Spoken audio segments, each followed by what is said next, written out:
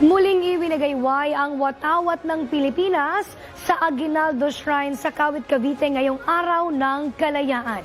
Ito ang mismong lugar kung saan unang sinigaw ang kasarinlan ng Pilipinas. Nakatutok si Patrick Gupo. Bitbit ang watawat ng Pilipinas at may suot na makabayang kasuotan. Ganito taon-taon ginugunita ni Donabel Gabriel ang araw ng kalayaan sa Aguinaldo Shrine sa Kawit, Cavite. Every year, nandito po talaga ako. And then, ang ginagawa ko bilang, siyempre, bilang Pilipino, ayan, nagsusot ako, alam niyo naman ito, plus watawat. Talagang hindi ako nawawala. Para kay Donabel, hindi natatapos ang pagmamahal sa bayan sa pagdalo lang sa mga seremonya.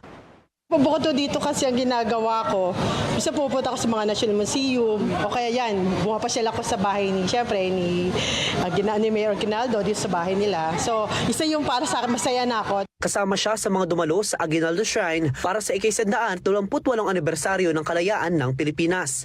Nagsimula ang pagdiriwang sa Parada ng Kalayaan. May wreath-laying ceremony din sa puntod ni Pangulong Emilio Aguinaldo at sa bayang flag raising ceremony. Mayroon ding kalayaan cultural show, food at trade fair at ang inaabang reenactment na makasaysayang proklamasyon ng kalayaan. Ngunit ano nga ba ang history sa Kawit, Cavite? Sa Aguinaldo Shrine na noon ay Cavite El Viejo, formal ay dineklara ni General Emilio Aguinaldo ang kalayaan ng Pilipinas noong June 12, 1898 mula sa mahigit 3 siglong pananakop ng mga Kastila. Sa okasyong iyon, unang iwinagayway ang watawat ng Pilipinas at unang itinugtog sa publiko ang pambansang awit. Naganap ang makasaysayang deklarasyon bandang alas 4 hanggang alas 5 ng hapon.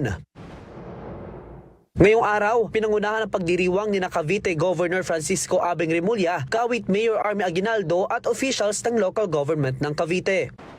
Today we are gathered not only to commemorate a historic event, but also to reflect upon a profound truth which defines us as Filipinos.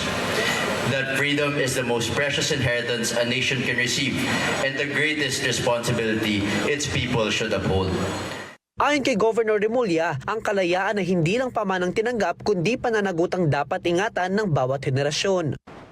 Ang araw na ito ay isang panawagan sa ating lahat na isa puso at isa diwa ang tunay na kahulugan ng kalayaan upang maging mas handa tayo sa pagharap sa kinabukasan gamit ang mga dalang aral ng ating kasaysayan.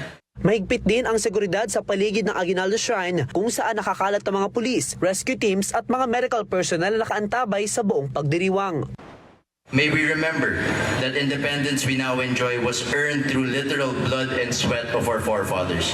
Thus, may we continue to become a nation where true freedom is celebrated and embodied through our actions and commitment to help one another. Mahigit isang siglo na mula nang ideklara sa Kawit, Cavite ang kalayaan ng Pilipinas mula sa pananakop ng mga Kastila. Ngunit para sa marami, ang tunay na diwa ng araw ng kalayaan ay hindi lang pag-alala sa nakaraan, kundi pagpapatuloy ng pagmamahal sa bayan at responsibilidad sa susunod na henerasyon. Patrick Gupo, IBC News.